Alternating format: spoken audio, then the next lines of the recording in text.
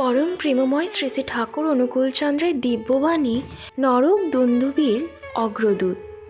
যাদের নিষ্ঠা স্বার্থ প্রবঞ্চিত, যারা ইষ্টার্থ ব্যত্যয়ী, ইষ্টার্থ আপলাপী, ইষ্টার্থ প্রতারক, ইষ্ট স্মরণ যাদের স্বার্থ লিপ্সার ইন্ধন হয়ে উঠেছে, ইষ্টার্থের অনুকম্পা যাদের অন্তরে স্বার্থলোলুপ জিহ্বায়, তাতে কখনো অনুরাগের ভাওতায়, কখনো বৈরাগীর উচ্ছ্বাসে যে পথে তার স্বার্থ ও গর্বেপসার প্রতিষ্ঠা হয়, তাতেই নিয়োজিত দোদুল চলনে যারা ইষ্ট প্রবৃত্তির সংবেদনার ভিতর দিয়ে গর্বেপসার পূজারীর মতো আত্মস্বার্থেরই আরাধনা করে চলেছে, তারা যতই সুদৃষ্টি সম্পন্ন হোক না কেন, নরক দুন্দুবীর অগ্রদূত তারা।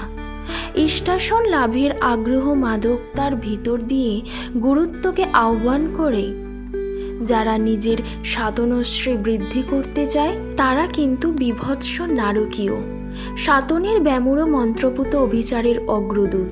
তাদের হতে সাবধান থেকো, নয়তো তোমার সত্যত কৃষ্টিতে সংঘাত সৃষ্টি করে, সর্বনাশা শিলা সংঘাতে তোমার সত্তা সমৃদ্ধিকে নিকেশ করে দেবে। ভক্তি বিটেল স্বার্থলোলুপ বেড়াজালকে সৃষ্টি করে, ওদের চাইতে সৎ প্রকৃতি সম্পন্ন পাপকর্মা ঢের ভালো। রত্নাকর অজামিল ও বিল্বমঙ্গলের মতো তাদের সৎ আরতি একদিন কল্যাণ শ্রোতা ধাতাধৃতিতে সুনিষ্ঠ দীপমায় আরূঢ় হতে পারে, কিন্তু ও জাতীয় যারা, তারা কিন্তু ভয়ালো, বিকৃতির স্বার্থান্ধ ব্যালল আকর্ষণ। আচারচর্যায় দ্বিতীয় খণ্ড, বাণী সংখ্যা 309। জয় গুরু।